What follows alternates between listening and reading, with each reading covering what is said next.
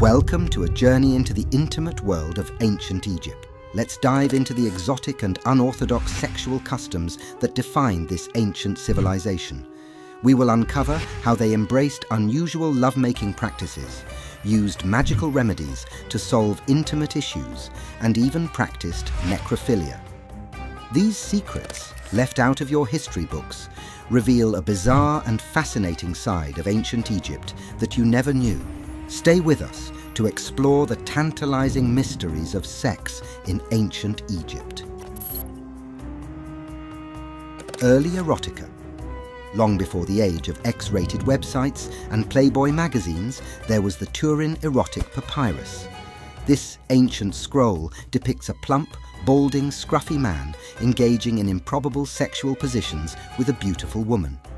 The exact purpose of the papyrus remains a mystery. It could be political satire, as it also features vignettes of animals in human roles. Regardless of its intent, the Turin erotic papyrus stands as one of the most significant documents for understanding sex in ancient Egypt. Necrophilia and the Embalmers. When we consider the Egyptians' intense obsessions with both sex and life after death, it's perhaps not surprising that necrophilia was part of their culture. The Greek writer Herodotus provides insights into these practices. He mentions that families would let the bodies of their loved ones sit out for 3 or 4 days before embalming. This delay was to deter embalmers from having sex with the corpses, as they wouldn't want to engage with a body already beginning to decompose.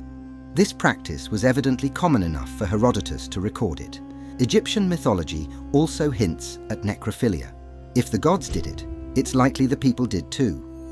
Atum, also known as Re, created the universe by masturbating and producing the first 2 gods.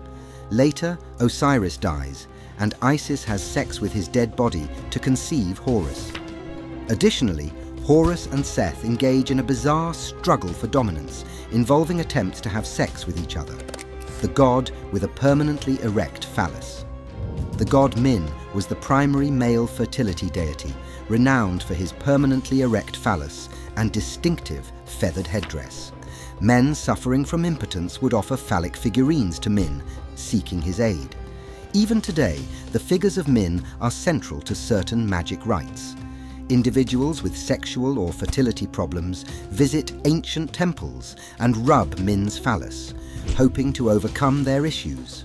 In many temples, his phallus is worn down or darkened from the countless fingers that have touched it. Incest in royal and priesthood families. Incestuous relationships were common among Egyptian royalty and special classes of priests, who were considered representatives of the divine on earth. These privileged groups often engaged in practices forbidden to ordinary families. During the Ptolemaic period, King Ptolemy II used incest as a propaganda tool, emphasizing the unique nature of the royal couple.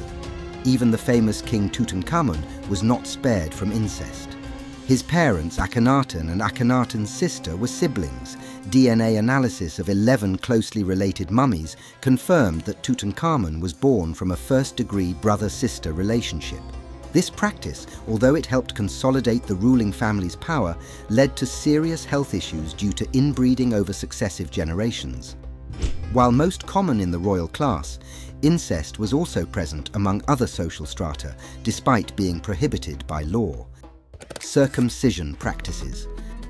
Apart from the ancient Hebrews, circumcision was relatively rare in the ancient world and often viewed as an unusual practice.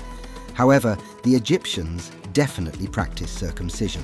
Herodotus notes that while Egyptian men were circumcised, foreign travelers were not required to be. They not only practiced circumcision, but also held mass circumcision events. Textual evidence mentions the circumcision of up to 120 men in a single day, indicating that circumcision parties were a part of their culture. Sacred prostitution.